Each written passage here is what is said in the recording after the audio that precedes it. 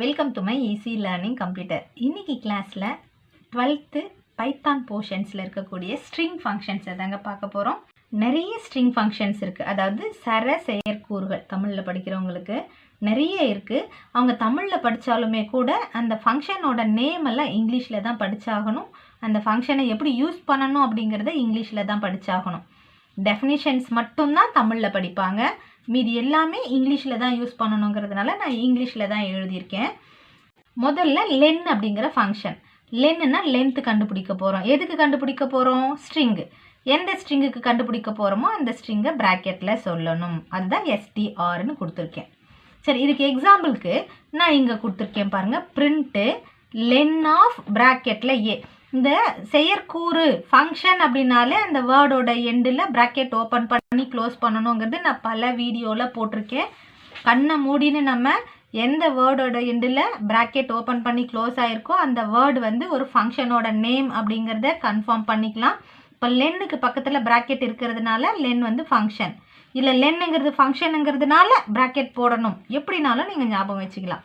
நான் இங்கே சொல்லியிருக்கேன். இப்போ பிரிண்ட்டுக்கு பக்கத்துலேயும் ஒரு ப்ராக்கெட் போட்டிருக்கேன். இப்போ பிரிண்ட்டுங்கிறதும் ஒரு ஃபங்க்ஷன் தான். இந்த பிரிண்ட்டுங்கிற ஃபங்க்ஷன் நமக்கு தேவையான அவுட்புட்டை டிஸ்பிளே பண்ணுறதுக்கு யூஸ் பண்ணுறோம். அதனால பிரிண்ட்டுக்கு பக்கத்தில் ஒரு ப்ராக்கெட். இந்த ப்ராக்கெட்டை நான் எண்டில் க்ளோஸ் பண்ணியிருக்கேன். இது இல்லாமல் இந்த பிரிண்ட்டுக்குள்ளே இன்னொரு ஃபங்க்ஷனை யூஸ் பண்ணுறோம். ஒரு ஃபங்க்ஷனுக்குள்ளே இன்னொரு ஃபங்க்ஷன், லென்னுங்கிற ஃபங்க்ஷன். லென்னுக்கு பக்கத்துலேயும் ஒரு ப்ராக்கெட் போட்டிருக்கேன். இங்கே STRன்னு இருக்கு இல்லையா, இந்த STRக்கு இங்கே ஏன்னு கொடுத்துருக்கேன். அதாவது ஸ்ட்ரிங்கை நான் டைரெக்டாக சொல்லாமல் ஏன்ற வேரியபிள் நேமை சொல்லியிருக்கேன். இந்த ஏ வேரியபிளில் ஆல்ரெடி நான் வந்து இங்கே இனிஷியலைஸ் பண்ணி வச்சுருக்கேன், வெல்கம் அப்படிங்கிற வார்த்தை. அப்போ இந்த வெல்கம்ங்கிற வார்த்தையில் 1 2 3 4 5 6 7 லெட்டர், 7 லெட்டர்ஸ் இருக்குது அப்படிங்கிறது இந்த லைனுக்கான அவுட்புட்டாக உங்களுக்கு டிஸ்பிளே ஆகும்.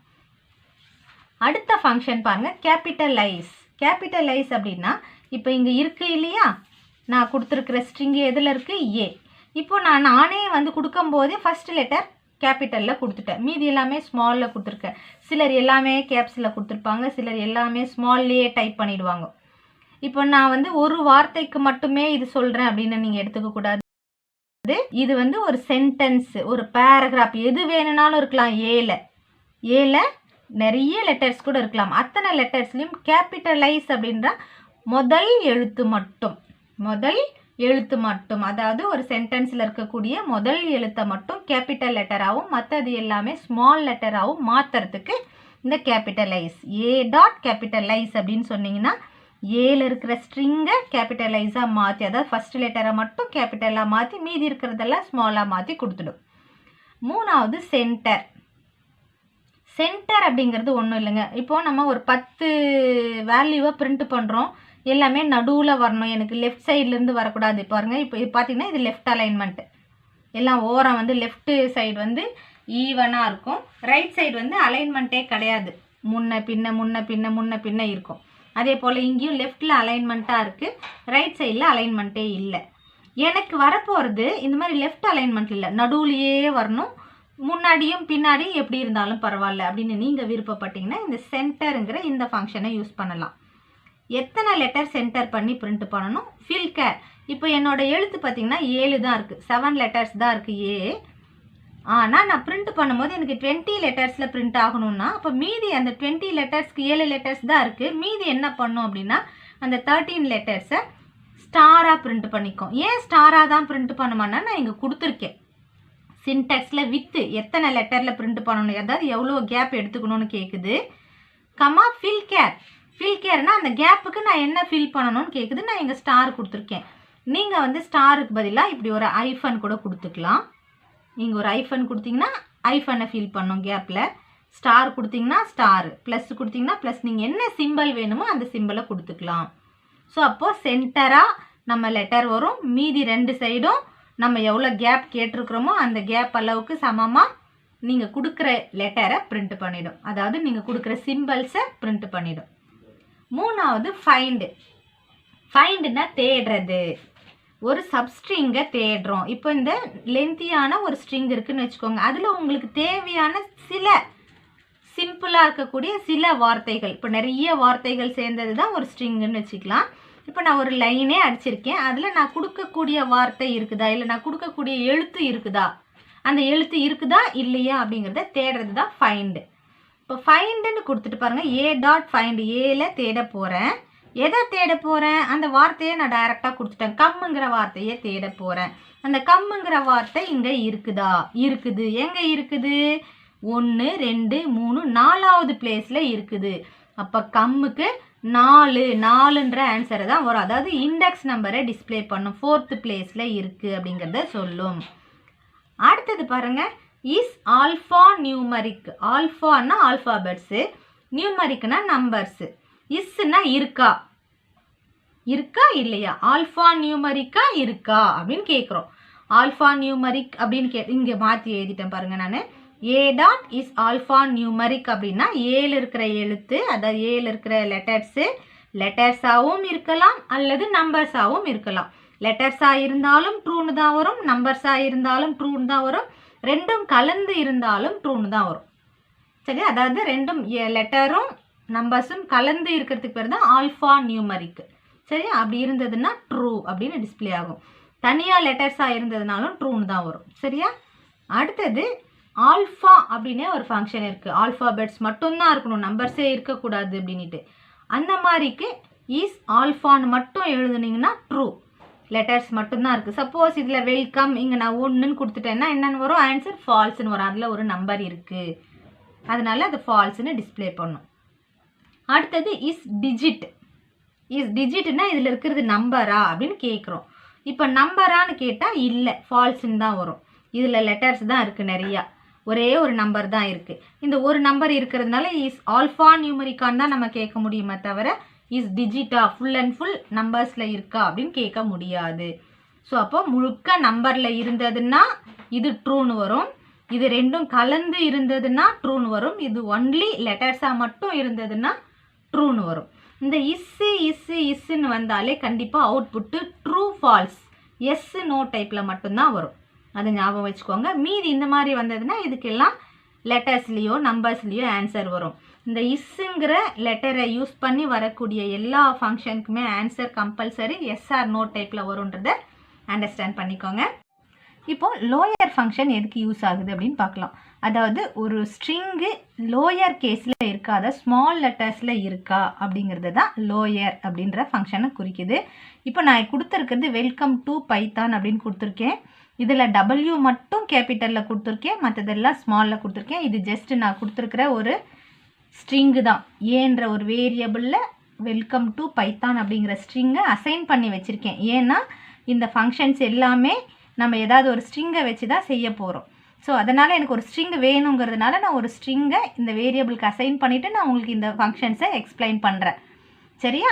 இப்போ லோயருங்கிற ஃபங்க்ஷன் எதாவது எல்லாமே ஸ்மால் லெட்டர்ஸில் இருக்கணும் அப்படிங்கிறது. எப்படி யூஸ் பண்ணுறேன் பாருங்கள். பிரிண்ட்டு ஏ டாட் லோயர் அப்படின்னா ஏல இருக்கிற ஸ்ட்ரிங்கை லோயராக மாற்று அப்படின்னு அர்த்தம். ஏல இருக்கிற ஸ்ட்ரிங்கை என்னவா மாற்றணும்? லோயர். இது ஆல்ரெடி லோயரில் தான் இருக்குது, ஆனால் ஒரு லெட்டர் மட்டும் எப்படி இருக்குது? கேபிட்டலில் இருக்குது இல்லையா? அதையும் லோயராக கன்வெர்ட் பண்ணி எனக்கு அவுட்புட் எப்படி வரும் அப்படின்னு பார்த்தீங்கன்னா வெல்கம் டு பைத்தான் அப்படிங்கிற ஸ்மால் லெட்டர்ஸில் எல்லாமே டிஸ்பிளே ஆகும். அதே போல் தான் அப்பர் கொடுத்தீங்கன்னா எல்லாமே கேபிட்டல் லெட்டராக மாற்றிடும். ஏ டாட் அப்பர், ஏங்கிறது எந்த வேரியபிளில் இருக்கக்கூடிய ஸ்ட்ரிங்கு. இப்போ ஏ டாட் அப்படின்னா வெல்கம் டு பைத்தான் அப்படிங்கிற ஸ்ட்ரிங்கு தான் எதில் இருக்குது? ஏ டாட் அப்பர்னா அந்த வெல்கம் டு பைத்தான் எல்லாமே கேப்ஸில் மாதிரி பிரிண்ட்டில் கொடுக்கறதுனால பிரிண்ட் பண்ணும். நம்ம இங்கே வந்து ஏதாவது ஒரு வேரியபிளை யூஸ் பண்ணி அசைன் பண்ணி ஃபர்தராக அந்த வேரியபிளை ஏதாவது கேல்குலேஷன்ஸ் பண்ணணுன்னாலும் பண்ணிக்கலாம். அடுத்தது டைட்டில்னா ஒன்றும் கிடையாதுங்க. ஒவ்வொரு வேர்டோட முதல் லெட்டரும் கேபிட்டலில் மாற்றுறது தான் டைட்டில் கேஸ். நம்ம ஆல்ரெடி போன வீடியோவில் கேபிட்டலைஸ் அப்படிங்கிற ஒரு ஃபங்க்ஷன் பார்த்துருக்குறோம். அந்த கேபிட்டலைஸுங்கிற ஃபங்க்ஷன் ஒரு ஸ்ட்ரிங்கு, நம்ம என்ன ஸ்ட்ரிங்கு கொடுக்குறோமோ அந்த ஸ்ட்ரிங்கோட முதல் எழுத்து, அதாவது ஒரு சென்டென்ஸ்னு வச்சுக்கோங்க, ஒரு சென்டென்ஸோட முதல் எழுத்தை மட்டும் கேபிட்டலில் மாற்றுறது கேபிட்டலைஸ் ஃபங்க்ஷனு. ஒவ்வொரு வேர்டோட முதல் லெட்டரையும் கேபிட்டலில் மாற்றுறது டைட்டில் கேஸுங்கிற ஃபங்க்ஷனோட வேலை. இப்போ ஏ டாட் டைட்டில்னா வெல்கம், W ஃபஸ்ட்டு கேபிட்டல்லையும், 2ல் T ஃபஸ்ட்டு கேபிட்டல்லையும், பைத்தானில் P கேபிட்டல்லையும் வரும். பாருங்கள், 3 லெட்டருமே கேபிட்டலில் எழுதி காட்டியிருக்கேன். ஸோ அவுட்புட் இப்படி தான் வரும். அடுத்தது ஸ்வாப் கேஸ். ஸ்வாப் கேஸுங்கிறது ஒன்றும் இல்லைங்க, நம்ம வேரியபிளில் என்ன மாதிரியான ஸ்ட்ரிங்கை கொடுத்துருக்குறோமோ அதுக்கு ஆப்போசிட்டாக மாற்றும் கேஸ். அதாவது ஏ டாட் ஸ்வாப் கேஸ் அப்படின்னு சொன்னால் ஏல இருக்கிற ஸ்ட்ரிங்கை இப்போ என்ன லெட்டரில் இருக்கோ, அதாவது என்ன கேஸில் இருக்கோ அந்த கேஸுக்கு ஆப்போசிட் கேஸு. இப்போ பாருங்கள் டபிள்யூங்கிறது கேப்ஸில் இருக்கா, அப்போ அது அப்படியே ஸ்மாலில் மாற்றும், டபிள்யூ ஸ்மால். ஸ்மாலில் இருக்கா, இஏ கேப்ஸில் மாற்றும். எல் ஸ்மாலில் இருக்கா, எல் கேப்ஸில். பாருங்கள் இப்போ என்னோட சென்டென்ஸில் இந்த டபிள்யூ தவிர மற்றது எல்லாமே ஸ்மாலில் இருக்குது. இதுக்கு அவுட்புட் எப்படி வருது பாருங்கள், டபிள்யூ தான் ஸ்மாலில் இருக்கும், மற்ற எல்லாமே எப்படி இருக்குது பாருங்கள், கேப்ஸில் இருக்குது. ஸோ இதுதான் ஸ்வாப் கேஸ். ஸ்வாப்னா இருக்கிறத எடுத்துகிட்டு அப்படியே ஆப்போசிட்டாக மாற்றுறது. அடுத்தது இஸ் லோயர். இதுவும் நான் ஆல்ரெடி சொல்லியிருக்கேன், எந்த ஃபங்க்ஷனுக்கு முன்னாடி இஸ் வந்ததுனாலும் ட்ரூ ஃபால்ஸ் அப்படிங்கிற ரிசல்ட் மட்டும்தான் கிடைக்கும். இஸ் லோயர் அப்படின்னா, லோயர்னா ஸ்மால், அப்போ ஸ்மால் லெட்டர்ஸில் இருந்ததுன்னா ட்ரூன்னு வரும். இஸ் அப்பர் அப்படின்னு கொடுத்தீங்கன்னா கேபிட்டல் லெட்டரில் இருந்ததுன்னா ட்ரூன்னு வரும். அவ்வளோதாங்க. இப்போ பாருங்கள், ஏ டாட் இஸ் லோயர் அப்படின்னா ஏல இருக்கிற எழுத்துக்கள் ஸ்மால் லெட்டர்ஸில் இருக்கான்னு பார்க்கும்.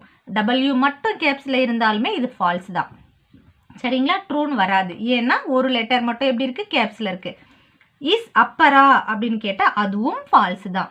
ஏன் அதுவும் ஃபால்ஸு, ஏ டாட் இஸ் அப்பர்னு கொடுத்துருக்கேன். இப்போ இங்கே அப்பர் கேஸில் தானே மேம் இருக்குது, அப்புறம் ஏன் இங்கே வந்து ஃபால்ஸுன்னு வருதுன்னா மீதி ரிமைனிங் எல்லாமே எப்படி இருக்குது, ஸ்மாலில் இருக்குது.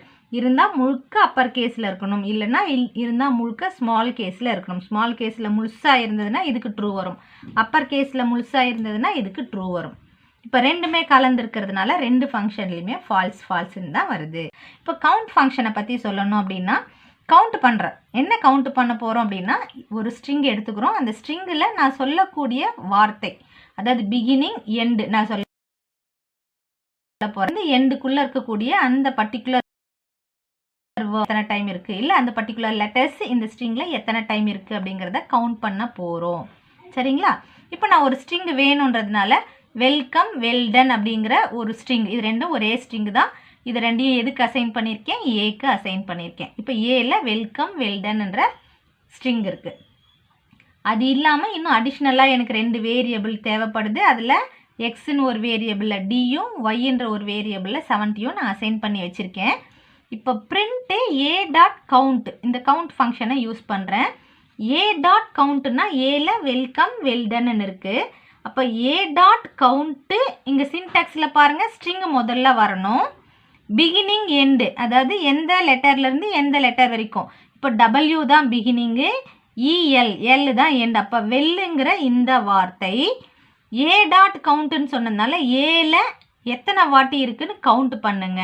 இப்போ ஏல வெல்கம் வெல்டன் இருக்கு இல்லையா, அந்த வெல்லுங்கிற இந்த பர்டிகுலர் வார்த்தை மட்டும் ஒரு வாட்டி இங்கே இருக்குது, இங்கே ஒரு வாட்டி, அப்போ 2 வாட்டி இருக்குது. அப்போ இதனோட ஆன்சர் என்னன்னு வரும், 2 அப்படின்னு பிரிண்ட் ஆகும். அதுவே பாருங்கள், இன்னொரு பிரிண்ட்டு ஏ டாட் கவுண்ட்டு ஈன்னு மட்டும் கொடுத்துருக்கேன். இங்கே WELன்னு 3 லெட்டர் கொண்ட ஒரு சின்ன வார்த்தையாக கொடுத்தா இந்த சின்ன வார்த்தை எத்தனை வாட்டி இருக்குது, 2 வாட்டி இருக்குன்னு ஆன்சர் வந்துருச்சு. இந்த கவுண்ட்டுக்கு பாருங்கள், ஏ டாட் கவுண்ட்டு ப்ராக்கெட்டில் ஈன்னு மட்டும் கொடுத்துருக்கேன். அப்போ இந்த ஈன்ற இந்த பர்டிகுலர் சிங்கிள் லெட்டர் மட்டும் எத்தனை வாட்டி இருக்குது, 1 2 3 4 டைம்ஸ் இருக்குது. அதான் ஆன்சர் 4 அப்படின்னு டிஸ்பிளே ஆகும். அப்போ கவுண்ட் ஃபங்க்ஷனு ஒரு ஸ்ட்ரிங்கில் சப்ஸ்ட்ரிங்காகவும் கவுண்ட் பண்ணலாம், இல்லை பர்டிகுலர் சிங்கிள் லெட்டர்ஸ் எத்தனை இருக்குன்னு கவுண்ட் பண்ணலாம். அடுத்தது ஓஆர்டி ஃபங்க்ஷன். ஓஆர்டி ஃபங்க்ஷன் எதுக்கு யூஸ் ஆகுது அப்படின்னா, ஒவ்வொரு லெட்டருக்குமே ஈக்குவலண்ட் ஆஸ்கி கீ இருக்குது கீபோர்டில். நம்ம ஏன்னு ப்ரெஸ் பண்ணோன்னா 65ன்னு போகும், பின்னு ப்ரெஸ் பண்ணோன்னா 66. ஸோ இது போல் ஒவ்வொரு லெட்டருக்குமே ஈக்குவலண்ட் ஆஸ்கி கீ இருக்கு இல்லையா, அந்த ஆஸ்கி கீயை தெரிஞ்சுக்கிறதுக்கு தான் ஓஆர்டிங்கிற ஃபங்க்ஷனு. இப்போ நான் டீன்ற இந்த எழுத்துக்கு தெரிஞ்சுக்கணுன்றதுனால நான் எக்ஸ் ஈக்குவல் டு டின்னு அசைன் பண்ணிட்டேன். இப்போ பாருங்கள், பிரிண்ட்டு ஓஆர்டி ஆஃப் எக்ஸ்ன்னு சொன்னோன்னே எக்ஸில் என்ன இருக்குது, டிக்கு என்ன ஆஸ்கி நம்பர் அப்படிங்கிறத டிஸ்பிளே பண்ணும், 68. இப்போ ஏக்கு 65னா பிக்கு 66, சிக்கு 67, டிக்கு 68. இது போல் கேல்குலேஷன் பண்ணிகிட்டே போகலாம் நம்ம Z வரைக்கும். அதுக்கப்புறமும் நம்பர்ஸ்க்கு தனியாக, ஸ்மால் லெட்டர்ஸ்க்கு தனியாக, டாட்டு, ஈக்குவலண்ட் இந்த மாதிரி ஸ்பெஷல் கேரக்டர்ஸ்க்கு தனியாக இருக்குது. சரி பாருங்கள், அடுத்தது சிஹெச்ஆர், இந்த கேர் ஃபங்க்ஷன். இதுக்கு அப்படியே ஆப்போசிட்டாக ஒர்க் ஆகும். இது கேரக்டர் கொடுத்தா அதனோட ஆஸ்கி கீ வந்தது இல்லைங்களா, இது என்ன கொடுக்க போகிறோம், ஆஸ்கி கீயை கொடுத்தோன்னா கேரக்டரை காட்டும். அதுதான் பிரிண்ட்டு கேர் ஆஃப் ஒய்ன்னு கொடுத்துருக்கேன். ஒய்யில் இங்கே 70ன்ற ஒரு நம்பர் இருக்குது. இந்த நம்பருக்கு என்ன லெட்டர் ஈக்குவலண்ட்டோ அதை டிஸ்பிளே பண்ணும். எஃப்னு நான் எழுதி கொண்டு வந்திருக்கேன். நீங்கள் இது போட்டு பாருங்கள். இப்போ எஃப் ஈக்கு என்ன வருது? ABCD. ஈக்கு என்ன வருது? 69. எஃப்க்கு என்ன வருது? 70. இப்போ நான் 70 தானே இங்கே கொடுத்துருக்குறேன் ஒய்க்கு. இப்போ 70யோட ஈக்குவலண்ட் லெட்டர் என்ன? எஃப். சரிங்களா? இது போல் ஒரு லெட்டரோட ஆஸ்கி கீயை தெரிஞ்சுக்கணும், இல்லை ஒரு ஆஸ்கி கீயோட லெட்டரை தெரிஞ்சுக்கணும். ஒரு பர்டிகுலர் ஸ்ட்ரிங்கில் சின்ன சப்ஸ்ட்ரிங் எத்தனை வாட்டி இருக்குது அப்படிங்கிறத கவுண்ட் பண்ணிக்கணும். அப்படின்னா இந்த 3 ஸ்ட்ரிங்கையும் நம்ம பயன்படுத்தலாம். இது எல்லாமே நம்ம ப்ரோக்ராம் எழுதும்போது யூஸ்ஃபுல்லாக இருக்குன்றதுக்காக தான் ஸ்ட்ரிங்ஸை தனித்தனியாக எக்ஸ்பிளைன் பண்ணுறது. ஃபார் எக்ஸாம்பிளுக்கு இப்போ நமக்கு ஒரு அவுட்புட் கொடுத்துருவாங்க. AB ABC ABCD இந்த மாதிரி ஒரு அவுட்புட்டை டிஸ்பிளே பண்ணுறதுக்கான ஒரு ப்ரோக்ராம் எழுதுக அப்படின்னாங்கன்னா, இப்போ நம்ம ABCDயை நம்மளால் லெட்டர்ஸில் கண்டினியூவாக வர வைக்கிறது கஷ்டம். அதுவே நம்ம ஆஸ்கி கீயாக எடுத்துக்கிட்டோம்னா, ஆஸ்கி கீ என்னது? 65. நம்ம லூப்புக்குள்ளே கொடுத்துக்கலாம். லூப் வந்து 65லேருந்து ஒரு 70 வரைக்கும் போகணும். 65ஓட ஒன்று கூட்டணும்னா 66. அப்போ 66க்கு ஈக்குவலண்ட்டாக இருக்கிற லெட்டரை பிரிண்ட் பண்ணுன்னா Bன்னு வந்துடும். 65 பிரிண்ட் பண்ண அதுக்கு ஈக்குவலாக இருக்கிற லெட்டர்னா A வந்துடும். அப்போ நம்ம இங்கே நம்பர் கொடுத்தா லெட்டராக வரணும் அப்படின்னா இந்த ஃபங்க்ஷனை யூஸ் பண்ணிக்கலாம் இல்லையா? CHR ஆஃப் ஒய் இந்த ஃபங்க்ஷனை யூஸ் பண்ணிக்கலாம். நம்ம கொடுக்கறது நம்பரில் லெட்டர் என்ன இருக்கோ அந்த லெட்டரை பிரிண்ட் பண்ணு. ஏன் அப்படின்னா நம்ம நம்பரை இன்க்ரிமெண்ட் பண்ணி லூப்பு யூஸ் பண்ணிக்கலாம், ஜெனரேட் பண்ணிக்கலாம். ஆனால் லெட்டர்ஸை இன்க்ரிமெண்ட் பண்ண முடியாது இல்லையா? ஸோ அந்த மாதிரியான ப்ரோக்ராம்ஸ்க்கெல்லாம் நம்ம கம்பல்சரி இந்த 2 ஃபங்க்ஷன்ஸையும் யூஸ் பண்ணுவோம். இந்த வீடியோ ரொம்ப தெளிவாக எக்ஸ்பிளைன் பண்ணியிருக்கேன். இது ரொம்பவே ஹெல்ப்ஃபுல்லாக இருக்கும், ஈஸியாக புரிஞ்சிருக்கும் நான் நினைக்கிறேன். அதே போல் நீங்களும் நினச்சிங்கன்னா நம்ம சேனலில் மறக்காமல் சப்ஸ்கிரைப் பண்ணுங்கள். இந்த வீடியோக்கு ஒரு லைக் கொடுங்க. இந்த சேனலோட லிங்க்கை உங்கள் ஃப்ரெண்ட்ஸுக்கும் ஷேர் பண்ணுங்கள். அடுத்த வீடியோவில் உங்களை சந்திக்கிறேன். தேங்க்யூ ஃபார் வாட்சிங் திஸ் வீடியோ.